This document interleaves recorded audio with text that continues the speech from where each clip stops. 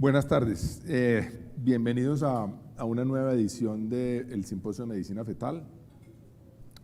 Tenemos el placer de estar con ustedes. Sabemos que tenemos asistentes de prácticamente todo el territorio nacional y tenemos asistentes de Israel, México, Argentina, España, Panamá. ¿Sabes de algún otro, Quique?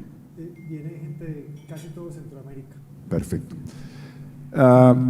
Me corresponde a mí ahora presentar este simposio. Medicina Fetal es una pequeña empresa que empezó hace 28 años. Hace todo ese tiempo en un pequeño consultorio en la clínica de Las Vegas con un ecógrafo General Electric RT3200, me acuerdo muy bien, el transductor era de este tamaño. Hoy han pasado todos estos años, ya somos una empresa más fuerte, más grande, tenemos 3 sedes en 3 clínicas diferentes de la ciudad y hoy tenemos 10 aparatos de ecografía de última generación. Nuestra empresa ha crecido, hemos incrementado el número de médicos y de servicios que ofrecemos.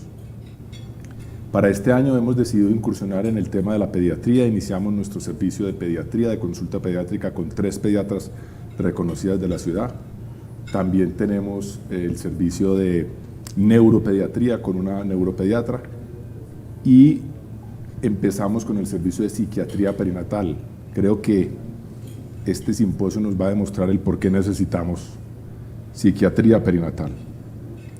Ya somos 25 especialistas entre médicos, ginecólogos, especialistas en medicina materno-fetal, psiquiatra perinatal, pediatras, mastólogos, especialistas en patología cervical. 35 empleados conforman nuestra gran familia. Pero una cosa que siempre nos ha movido es la parte académica y recibimos residentes de las diferentes universidades para entrenamiento en su área de ultrasonido. Adicionalmente, varios de nuestros médicos especialistas son conferencistas nacionales e internacionales reconocidos y algunos de ellos inclusive tienen publicaciones o varias publicaciones en revistas indexadas.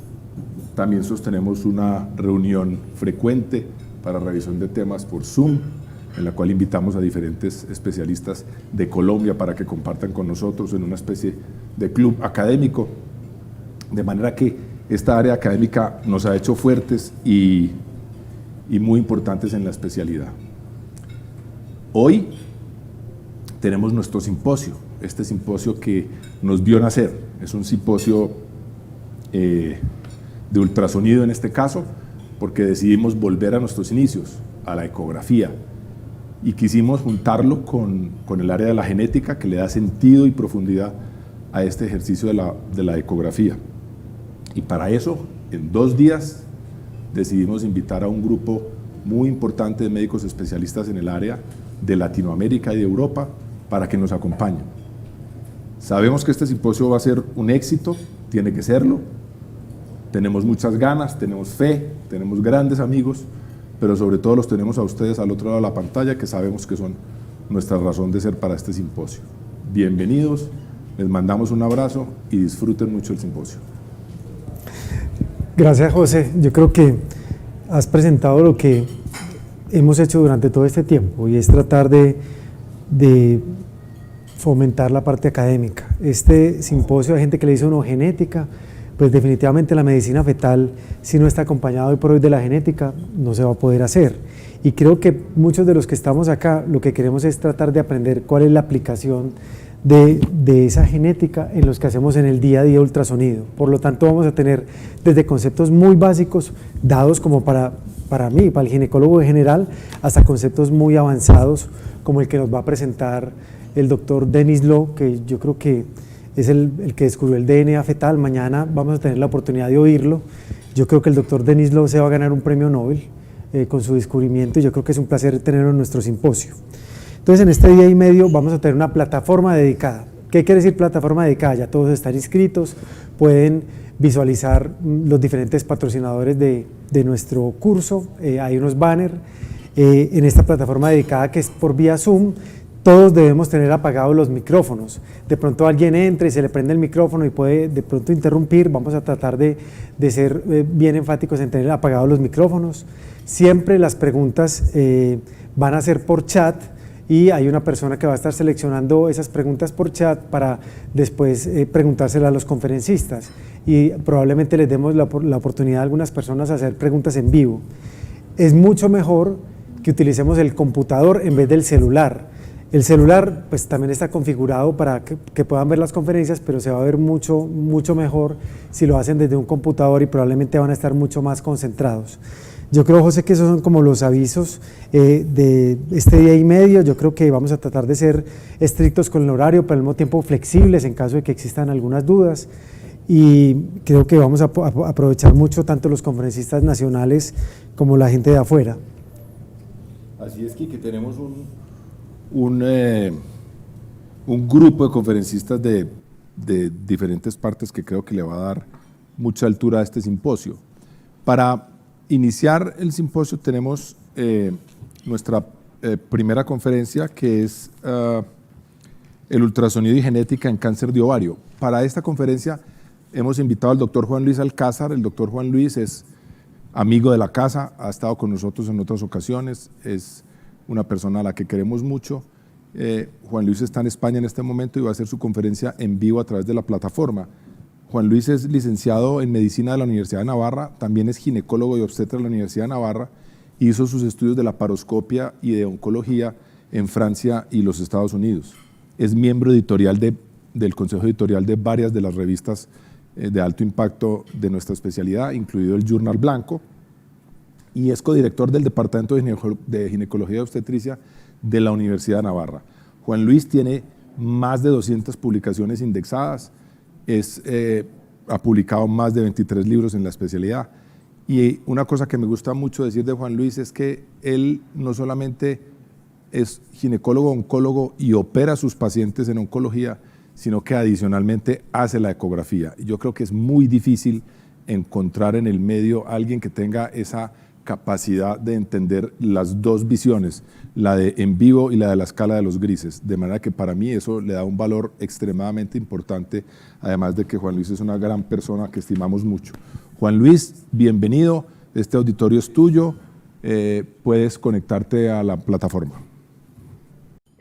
Bueno, pues muy buenas tardes. La verdad es que se queda uno abrumado con la presentación. Yo estoy súper agradecido. Como bien sabéis, os tengo enorme cariño y además, ya lo dije el año pasado, me parece que la labor que hacéis y lo que habéis conseguido desde vuestros inicios tiene un enorme mérito. Y eso también creo que es justo, por mi parte, ponerlo en valor.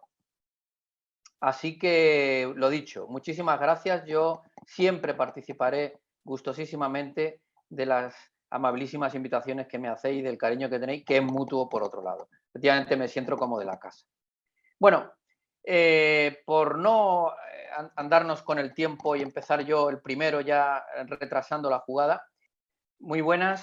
Voy a intentar compartir la pantalla. No sé si pantalla completa. Voy a compartir la pantalla. Cuando me propusieron la charla, la verdad es que dije que sí inmediatamente, casi sin haber leído el título. Pues por lo que hemos dicho antes, por la amistad. Pero cuando me puse a releer el título dije, ¡ay, mi madre! Esto no es tan sencillo. Pero bueno, vamos a tratar de abordar efectivamente qué conexión puede existir entre el ultrasonido, la genética y el cáncer de ovario. Pues habría que empezar diciendo que el 23% de todos los carcinomas de ovario están asociados a condiciones hereditarias, tanto los carcinomas de tipo epitelial como los carcinomas de tipo no epitelial. Y que este cáncer de ovario se caracteriza por dos hechos. Uno, que suele ser de comienzo precoz, y dos, se agrupan en síndromes. ¿Cuáles son los síndromes hereditarios del cáncer de ovario epitelial? El síndrome de cáncer de ovario asociado a la mutación del gen BRCA o BRCA1, asociado a la mutación del gen BRCA2 y el síndrome de Lynch. En esta tabla se muestra, pues, cuáles serían, por dónde vamos a ir conectándonos con la ecografía. El síndrome de cáncer hereditario asociado a la mutación del BRCA1 tiene un desarrollo, una probabilidad de desarrollar cáncer a lo largo de la vida del 45%, la edad media 52 años, que es prácticamente una década antes del cáncer no asociado a BRCA. Y lo más interesante es el tipo histológico, porque el tipo histológico es lo que nos va a dar la conexión entre la genética y la ecografía. El BRCA1, las pacientes con mutación BRCA1 van a desarrollar fundamentalmente, el 90% o más de los casos, un carcinoma seroso de alto grado. En las pacientes con BRCA2, el riesgo de desarrollar cáncer de ovario llega al 20%. Estas aparecen ya en una edad más similar a la del cáncer de ovario no hereditario, pero también, histológicamente hablando, van a venir fundamentalmente asociadas a el seroso de alto grado. El síndrome de Lynch, el cáncer de ovario, va a aparecer en una edad significativamente más joven, incluso que el BRCA1, y puede aparecer fundamentalmente en cualquier subtipo de cáncer de ovario epitelial, pero luego veremos cómo se centra en algunos otros más concretos. Entre los síndromes hereditarios del cáncer de ovario no epitelial, nos vamos a encontrar fundamentalmente con 5 síndromes. El Peutz-Jeghers, que se asocia fundamentalmente a tumores de cordones el estroma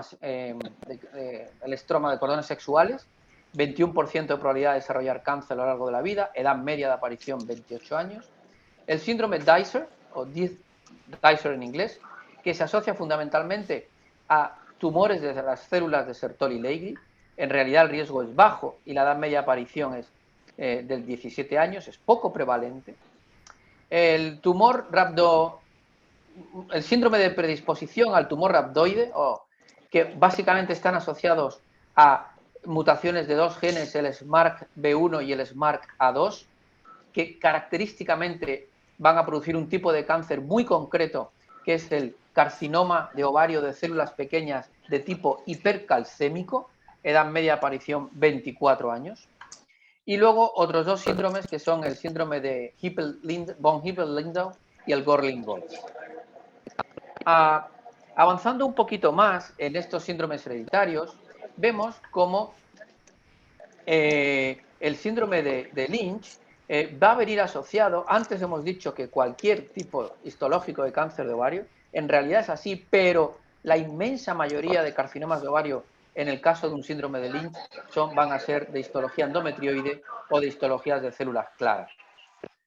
Vemos como el carcinoma mucinoso no se va a asociar a un síndrome de cáncer hereditario y como los BRCA1, BRCA2 se asocian a los serosos de alto grado.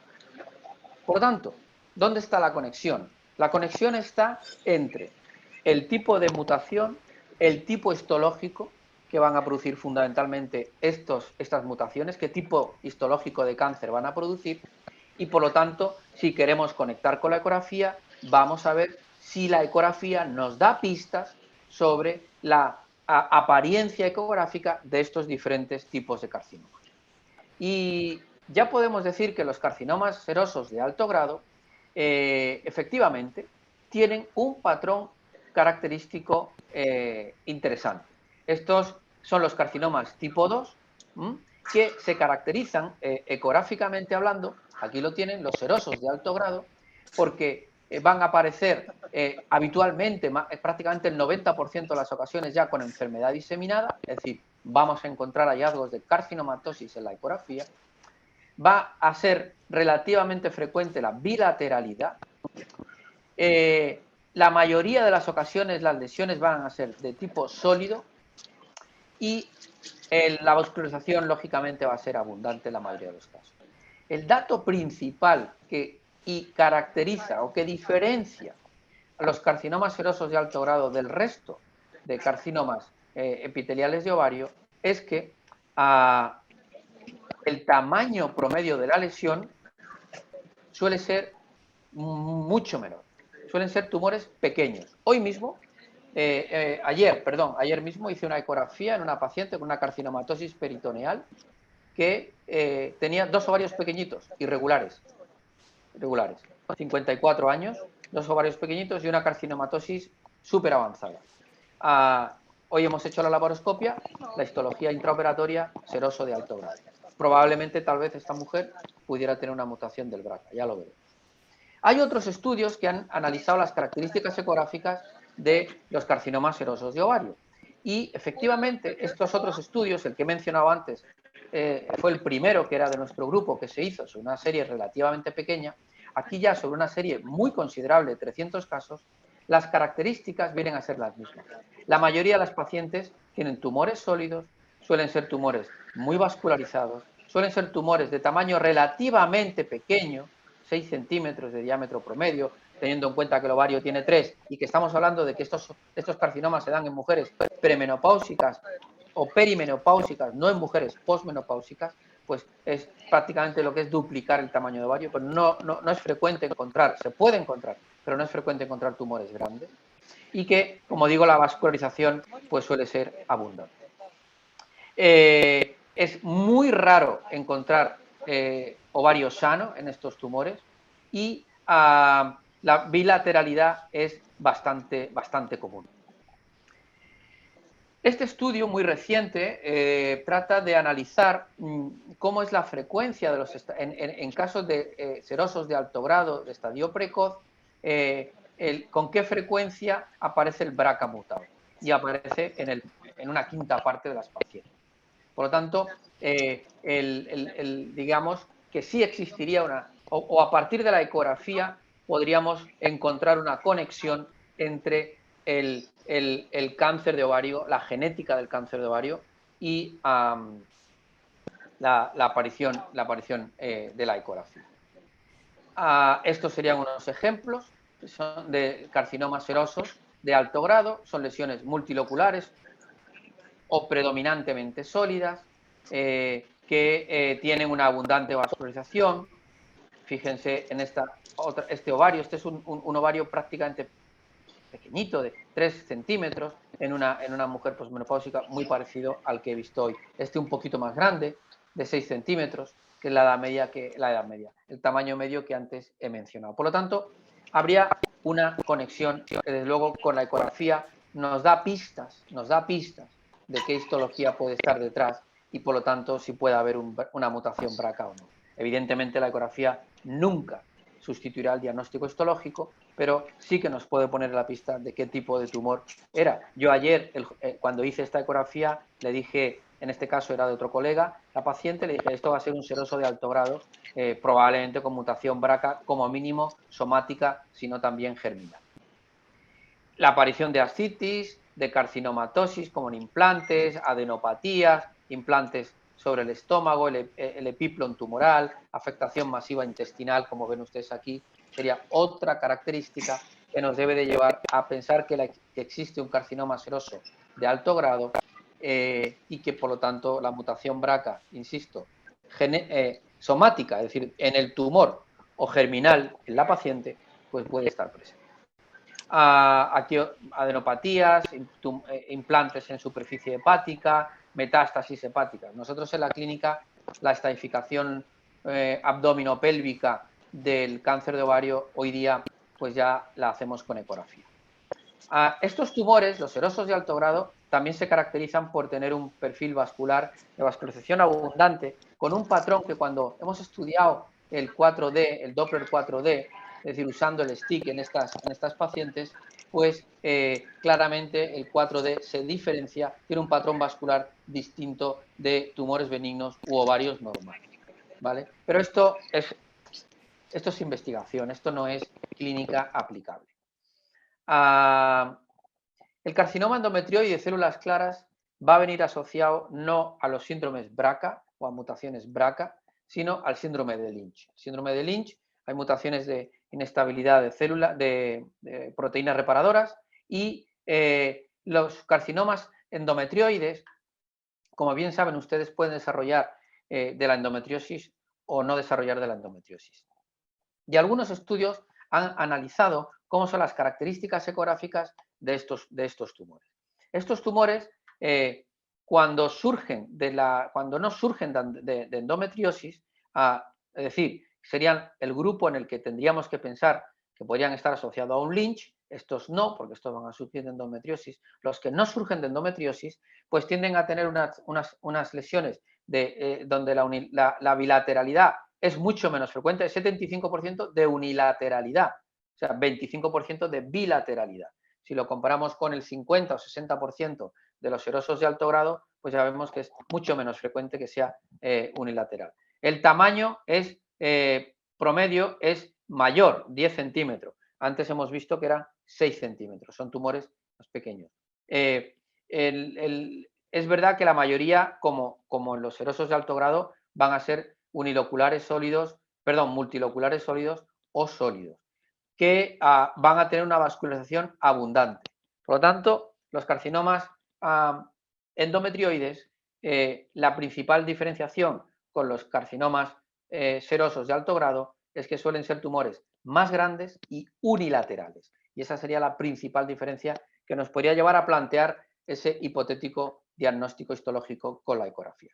Y aquí tienen ustedes ejemplos de lo que sería un carcinoma, ejemplos de carcinomas endometrioides, en este caso derivado de endometriosis, en este y en este no eran derivados de endometriosis. Característica, pues es lesiones uniloculares sólidas, multiloculares sólidas o sólidas, que eso ya hemos dicho que no diferencia mucho de los otros, tampoco la vascularización.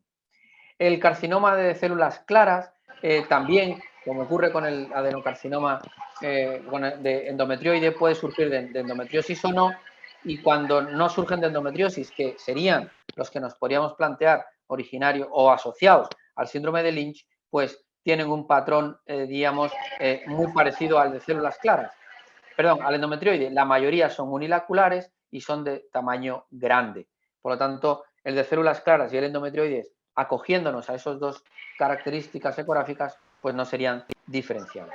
Y aquí tienen ustedes algunas imágenes de lo que son carcinomas de células claras ováricos. Este asociado a endometriosis, estos dos no estaban asociados a endometriosis. En definitiva, el patrón ecográfico en realidad es muy parecido entre todos ellos, y lo único que nos puede llevar a un planteamiento que conecte o que nos plantee es la bilateralidad y el tamaño. Y respecto al cáncer hereditario no epitelial, pues el síndrome de Peutz-Jeghers pues se asocia fundamentalmente, como hemos dicho, y el Dicer también se asocia fundamentalmente a tumores de células de Sertoli Leydig. Está descrito en la literatura cómo es la característica de estas lesiones, pero en realidad, en mi opinión al menos, es complicado hacer un diagnóstico de presunción franco, fiable en estos casos. Las lesiones suelen tener un tamaño medio de unos 7 centímetros, la mayoría son multiloculares sólidas o sólidas, como los anteriores, es decir, como los epiteliales, y la vascularización pues suele ser moderada, abundante. Es decir, que desde ese punto de vista, con la ecografía difícilmente podremos diferenciar un tipo de tumor de otro. Y esto es un ejemplo de dos tumores de células de Sertoli Leydig. Son lesiones, como digo, de unos 6-7 centímetros, predominantemente sólidas y muy vasculares. Es verdad que el Sertoli Leydig rara vez tiene componente quístico, pero lo puede tener. Y esto es en el caso del síndrome de predisposición a tumores rhabdoides. Tenemos la mutación del SMARCA4 y del SMARCB1 que mencionó antes, y esto dan tumores hipercalcémicos de células pequeñas. Y este vídeo corresponde a este tipo de tumor. Son tumores sólidos. Aquí la sospecha clínica, como en el caso de las células de Sertoli Leydig, no la da lo que nos pone en la pista no es la ecografía, lo que nos pone en la pista es la edad de la paciente. Esta era una chica de 23 años. Y los ejemplos anteriores de los Sertoli Leydig eran una chica de 17 y otra de 22. Por lo tanto, ahí sí que tenemos que pensar en tumores no epiteliales y en estos casos tenemos que plantearnos el diagnóstico diferencial de estas lesiones, pensar más bien en este tipo de lesiones y en este caso, pues incluso tratar de aventurar un posible diagnóstico. Esto es, vamos, muy difícil. Nosotros el diagnóstico fue posquirúrgico, como no podía ser de otra manera. Y para finalizar o ir finalizando, pues quiero entrar en una cuestión relacionada con los tumores BRCA, digamos, en el manejo de las pacientes con tumores BRCA. Perdón, con mutaciones del BRCA, con síndrome hereditario. Como bien saben, en el 2016 se publicó el resultado final a 10 años de seguimiento de las pacientes que sometidas a cribado de cáncer de ovario mediante ecografía y marcador tumoral, como el CA125, del estudio británico. El estudio británico concluyó que a 10 años vista no había diferencias significativas, pero que cuando excluíamos lo que se llaman los casos prevalentes y contábamos solamente lo que se denomina los casos incidentes, las curvas a partir del 10º año parecía que se abrían entre las que habían sido cribadas y las que no habían sido cribadas. Es decir, que una mujer que sobreviviera 10 años tras haber sido diagnosticado un cáncer de ovario, sometida o detectado tras un screening, esta paciente tenía más posibilidades de seguir viva después de esos 10 años que la que no había sido sometida a cribado. Pero hay que llegar a los 10 años de supervivencia. Ojo, que esto no es fácil en el cáncer de ovario. Desgraciadamente, el estudio de este año, que ya completa el seguimiento a 18 años, como verán ustedes aquí, pues llega a la conclusión de que no hay ese teórico beneficio que se vislumbraba que podía ocurrir aquí, aunque fuera tardío, aunque fuera un fenómeno tardío, pues se ve que no. Es decir, que en el caso del cáncer de ovario, desgraciadamente con ecografía y marcador tumoral, pues el cribado no es efectivo.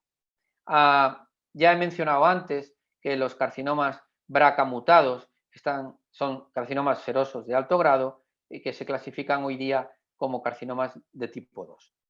Y que estos van a surgir fundamentalmente del epitelio de las trompas y no del epitelio de la superficie, de las fimbrias en realidad.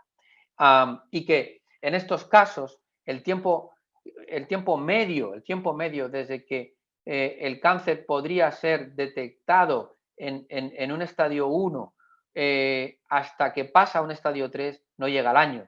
Por tanto, con cribados anuales es muy difícil detectar un porcentaje muy alto de estos carcinomas en este estadio, porque el tiempo medio que tardan en pasar de aquí a aquí no llega al año. Por tanto, tendríamos que hacer seguimientos más frecuentes. Y de hecho, se ha planteado hacerlo así en un subgrupo de pacientes especialmente predispuestas a padecer cáncer de ovario, que son precisamente las pacientes con la mutación BRCA, BRCA1 o BRCA2. Y aquí se planteó, dentro del estudio británico de cribado, un subanálisis de mujeres que tenían la mutación BRCA y proponerles un programa de cribado diferente al resto. De manera que aquí se hacía el CA125 anual al principio, pero fíjense que la fase 2, a partir del año 2007, entran en un seguimiento de cada 4 meses, es decir, 3 veces al año la paciente se sometía a cribado. ¿Qué detectaron?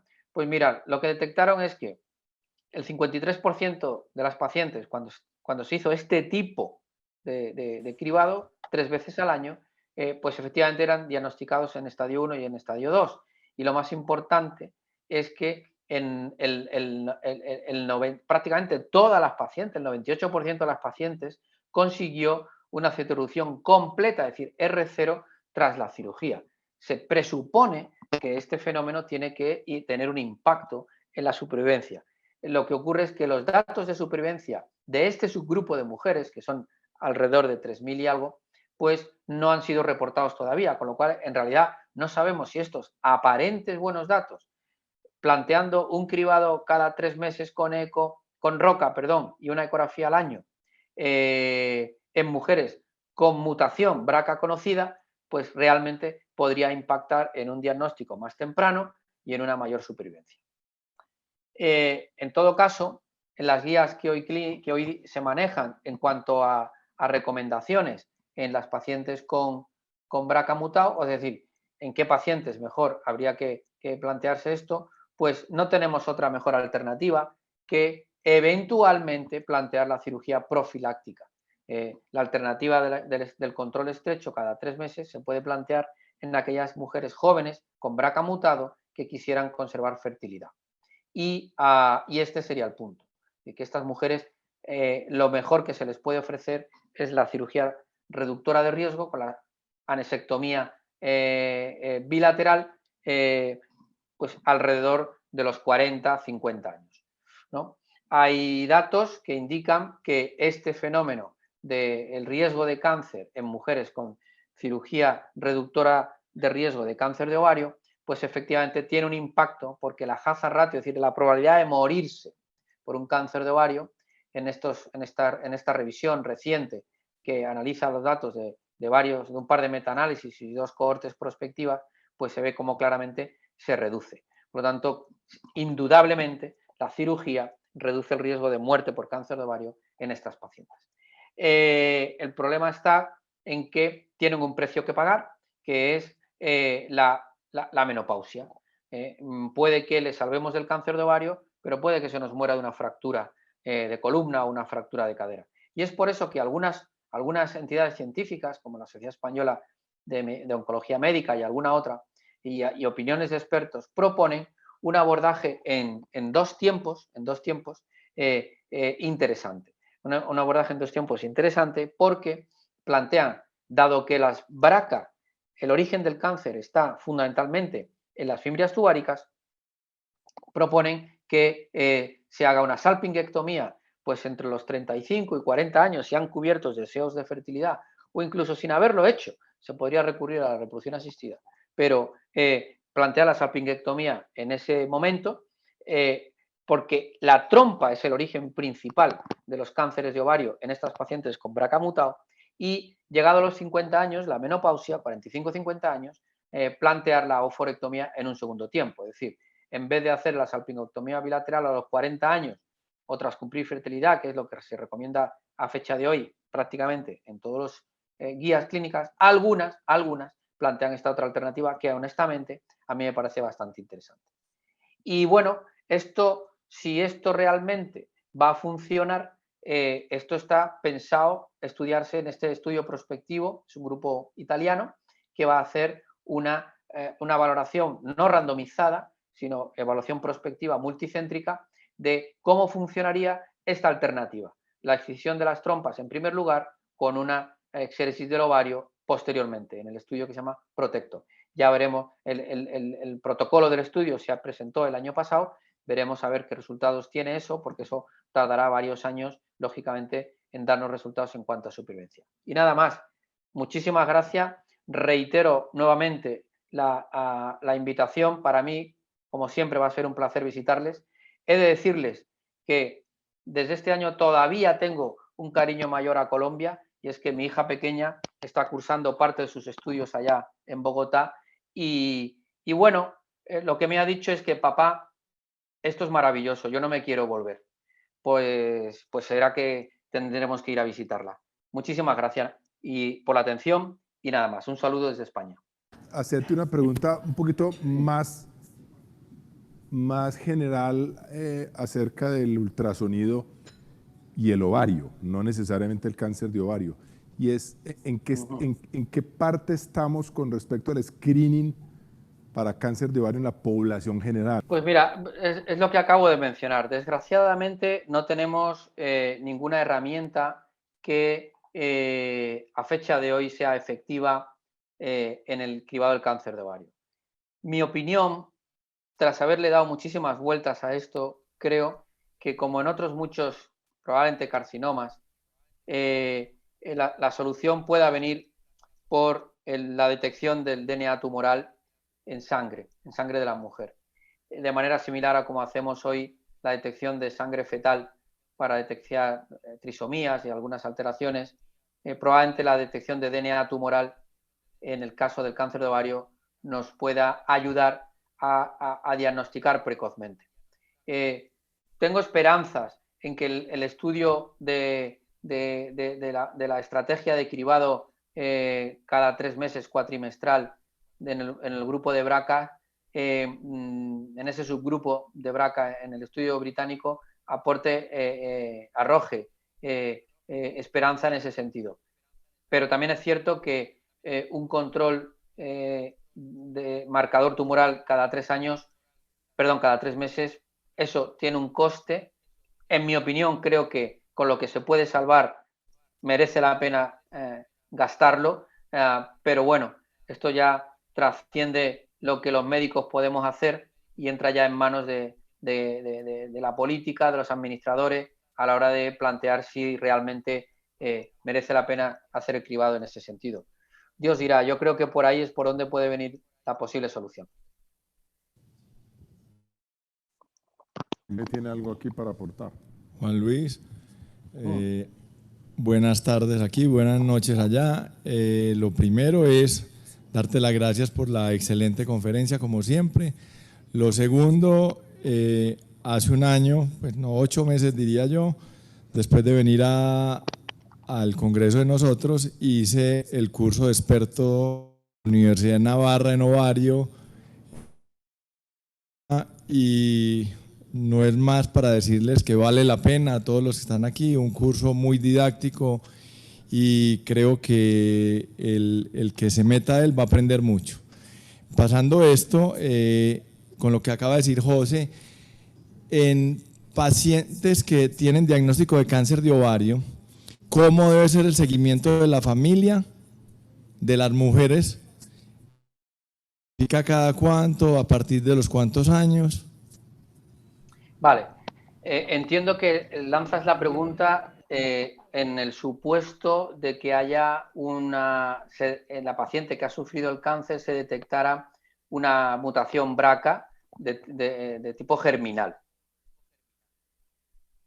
Esa es una. Y la otra es también cuando solo tenemos un diagnóstico de cáncer, estudio genético, si hay algunos que hay que seguirlos más, ejemplo, epitelial versus mucinoso versus de células claras y no tenemos estudio genético.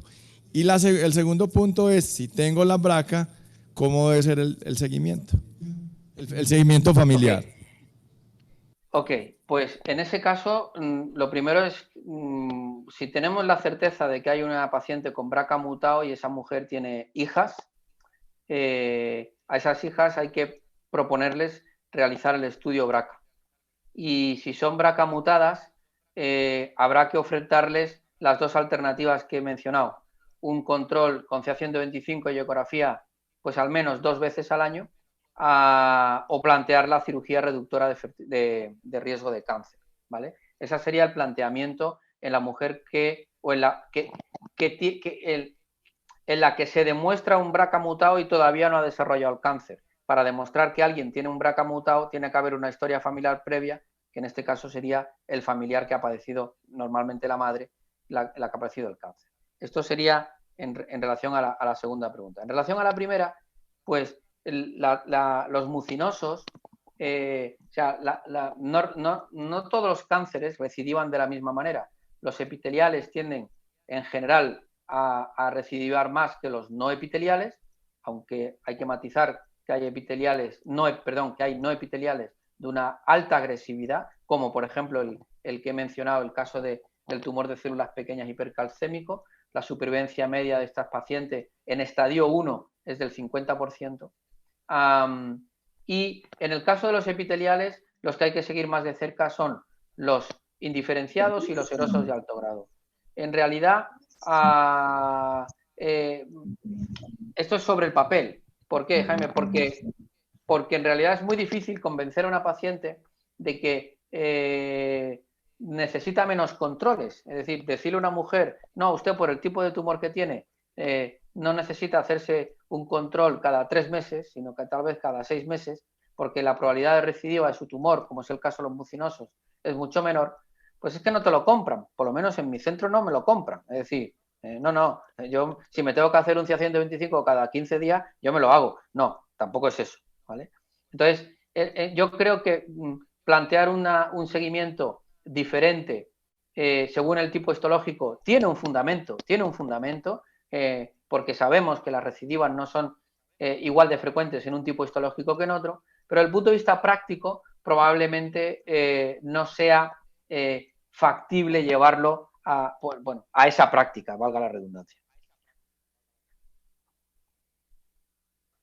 Muchas gracias. Por aquí siempre bienvenido y saludos de todos.